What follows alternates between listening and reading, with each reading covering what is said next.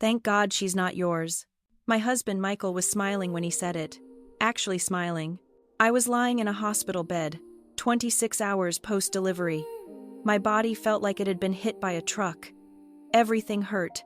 I was bleeding, exhausted, barely able to keep my eyes open, but I was holding her. My daughter. 7 pounds, 3 ounces, with dark hair and tiny, perfect fingers wrapped around mine. Grace. I had named her Grace. Michael had just ripped open an envelope, some kind of lab results. I watched his face as he read. I saw it go white, and then I saw something I didn't expect. Relief. Pure relief. Then he smiled and said those words. Thank God she's not yours. My brain couldn't process it. What? He turned the paper toward me. I had to squint to read it. My vision was blurry from exhaustion. DNA paternity test. Negative match. Subject: baby girl Bennett and Emily Bennett mother. Probability: 0%. The words didn't make sense. I read them again, then again. The IVF clinic messed up, Michael said. His voice was light, almost cheerful.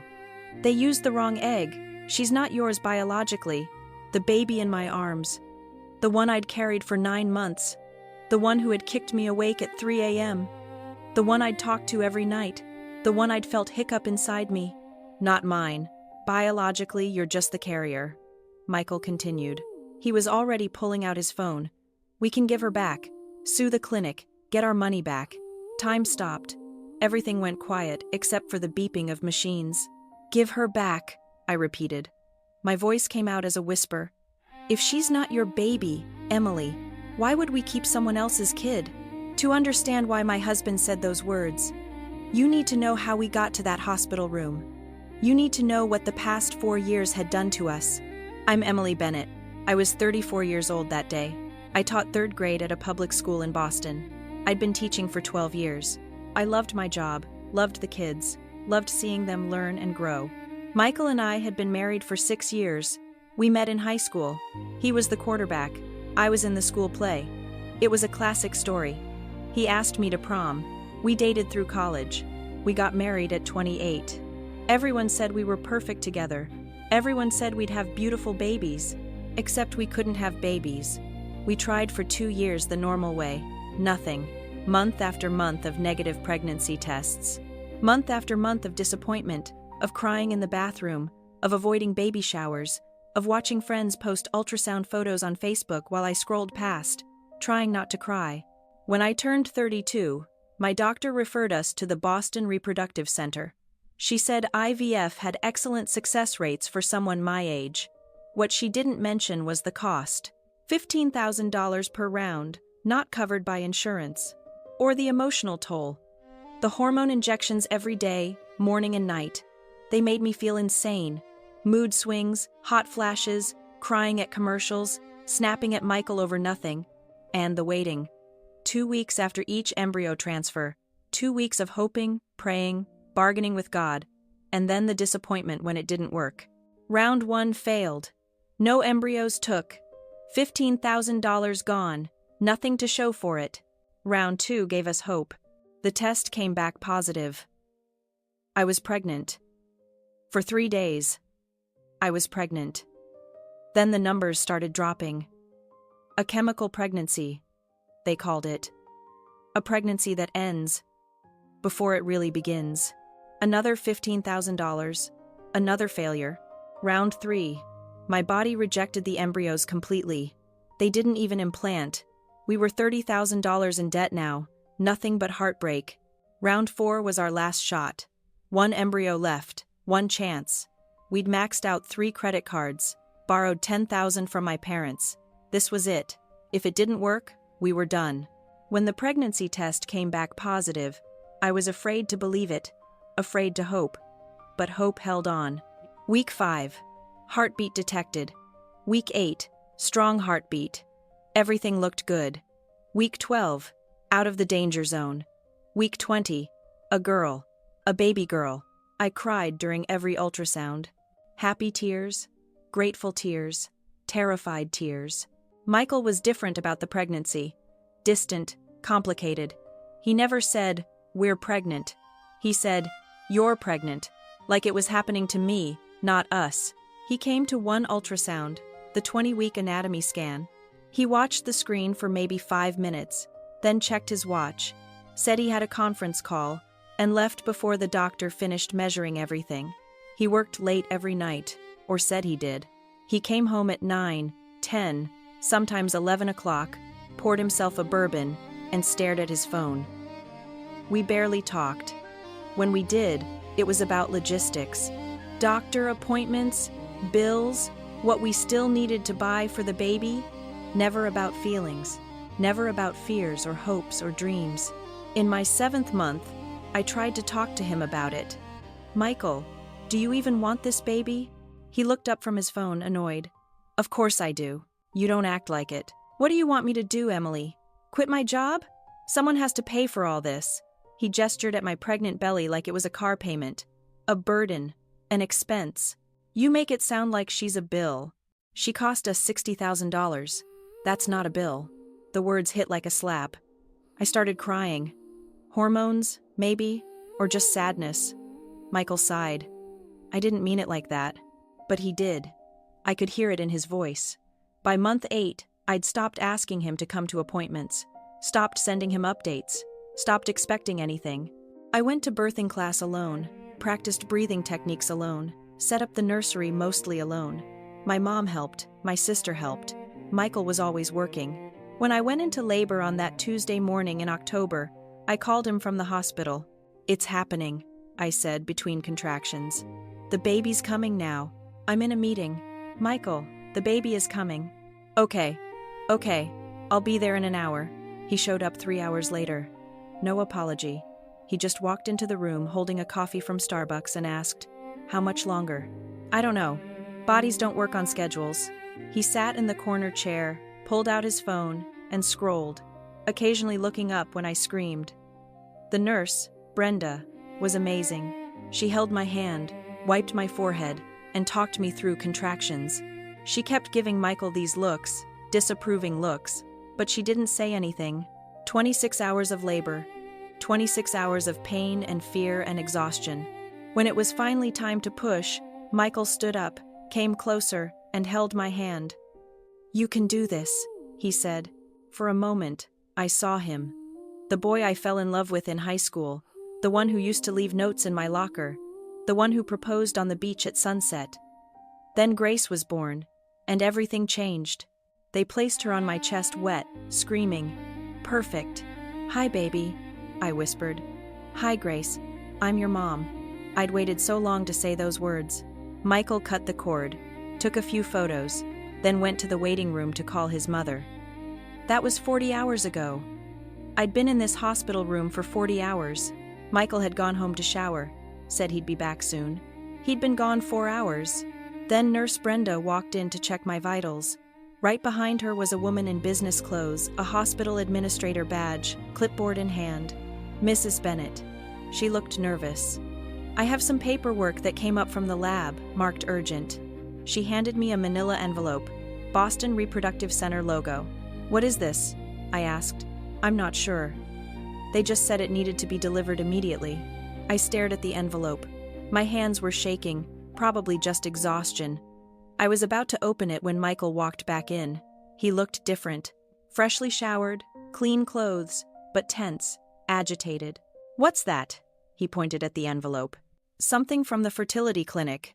He crossed the room in 2 steps and grabbed it from my hands. Michael, let me see. He ripped it open, pulled out papers, and started reading. That's when his face went white. Then he smiled and said those words. Thank God she's not yours.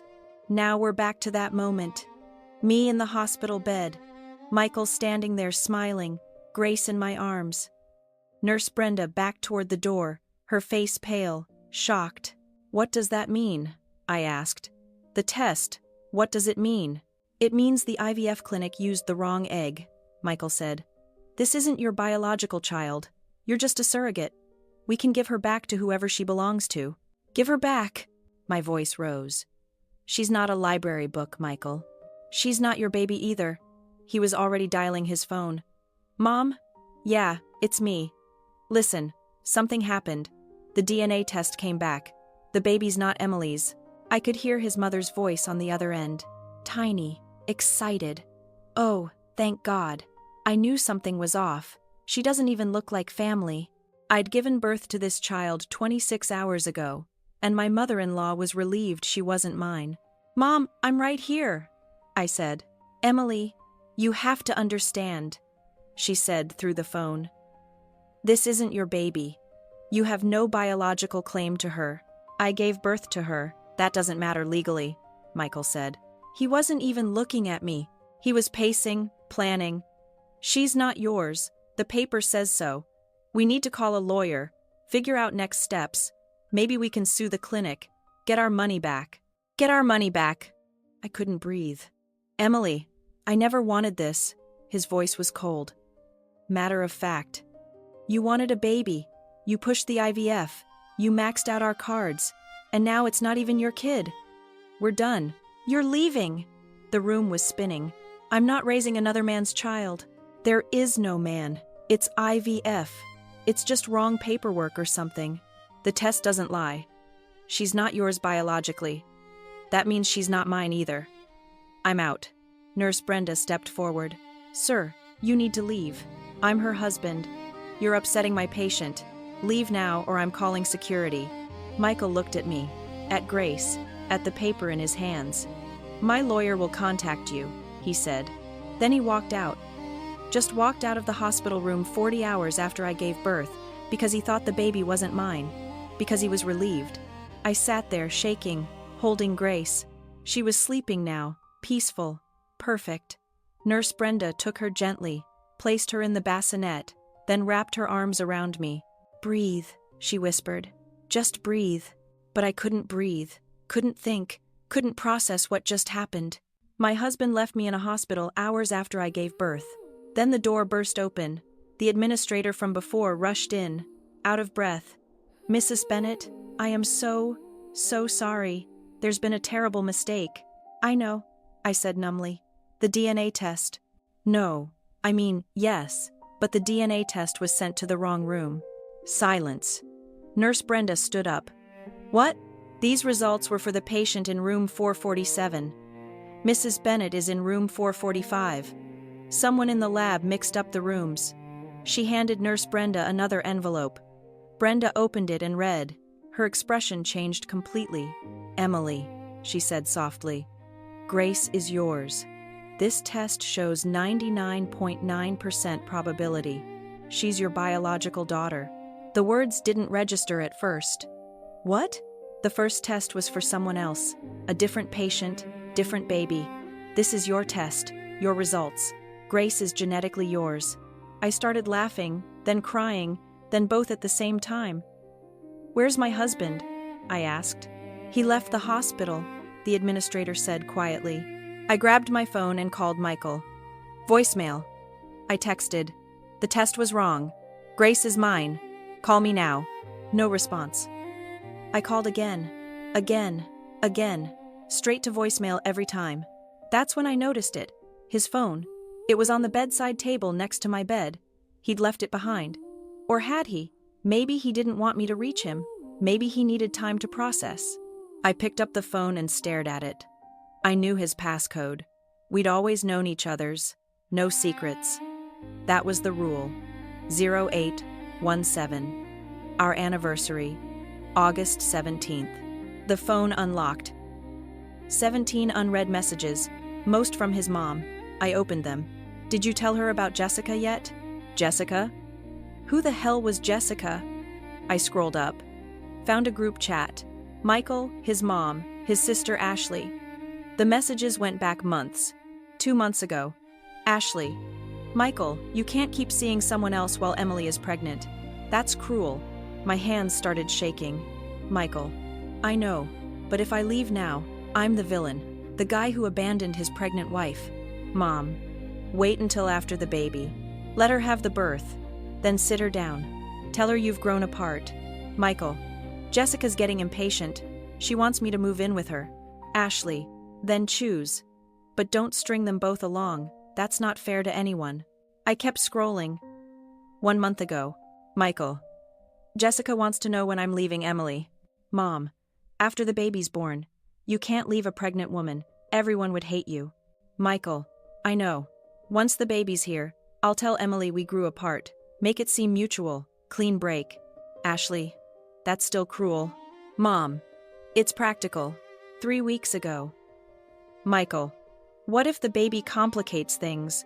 What if Emily uses the baby to keep me? Mom, then you'll have to be firm. You can still be a good father without being married to her.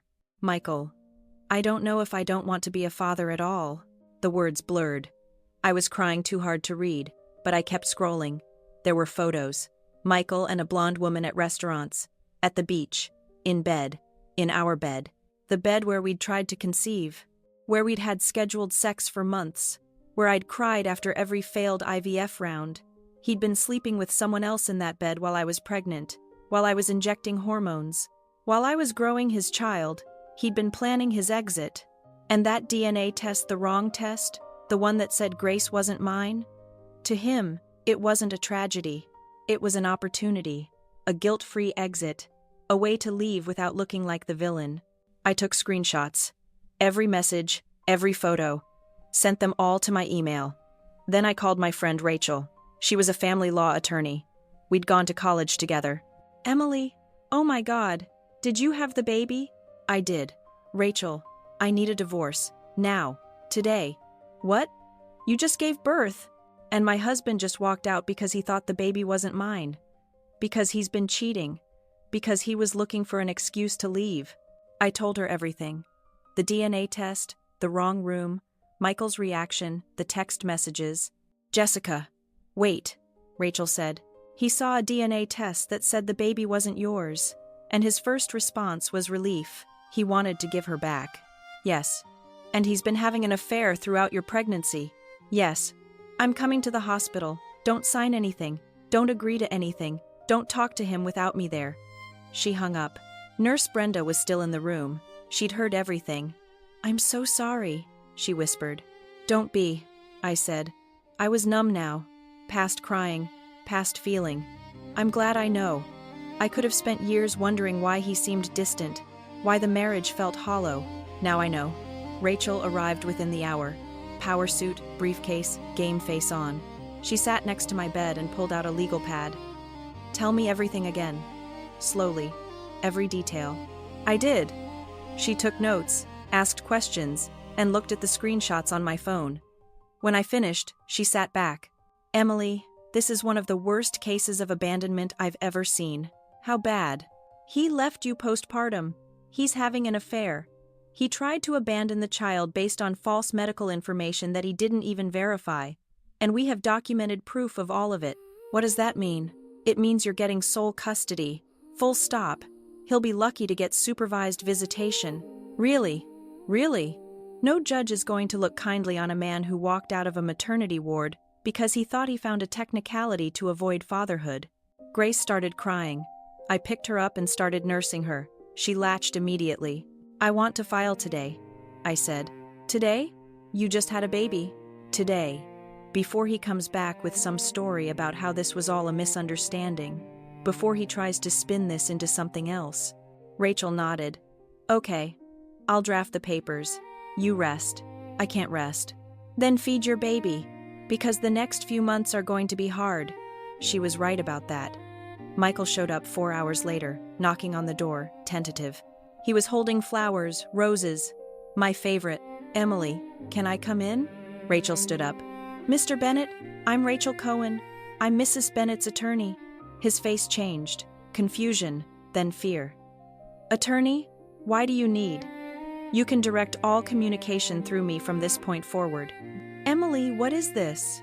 I looked at him, really looked at him. He looked scared. Guilty. Who's Jessica? I asked. The blood drained from his face. All of it. He went from tan to white in seconds. What? Jessica. Your girlfriend. The one you've been sleeping with while I was pregnant. The one you were planning to move in with after you left me. I don't know what. I held up his phone. You left this. I read everything. You went through my phone. He was angry now, defensive. You went through my phone. You went through another woman. I think we're even. Rachel stepped forward. Mr. Bennett, Divorce papers will be served to you within 24 hours.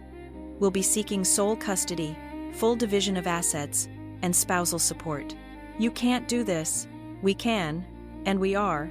He looked at me. Emily, please. I made a mistake. We can work this out. No. I love you. You don't.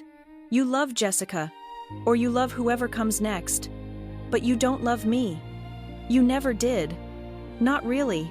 That's not true. You said, "Thank God," when you thought Grace wasn't mine.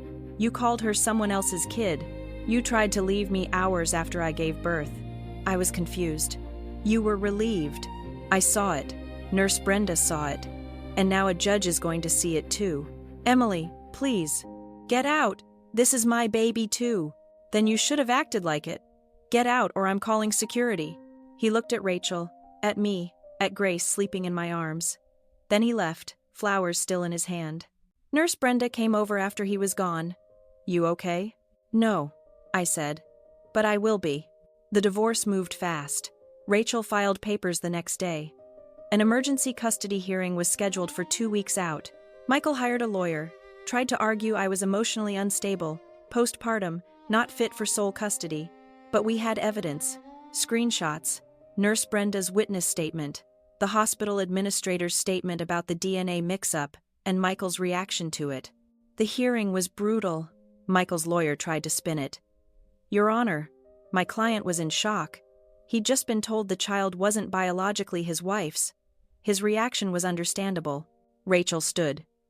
Your Honor, the test results clearly indicated they were for room 447.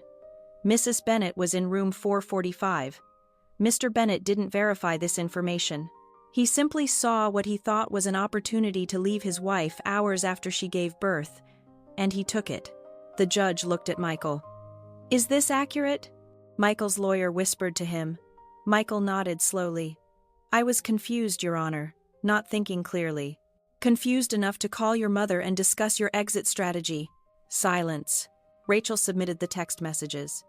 Your Honor, these messages show a pattern of infidelity and planned abandonment spanning several months. Mr. Bennett was having an affair throughout his wife's pregnancy. He and his family were actively discussing how to leave Mrs. Bennett in a way that would minimize his culpability. The judge read through the messages. Her expression got harder with each page. Mr. Bennett, you were planning to leave your wife.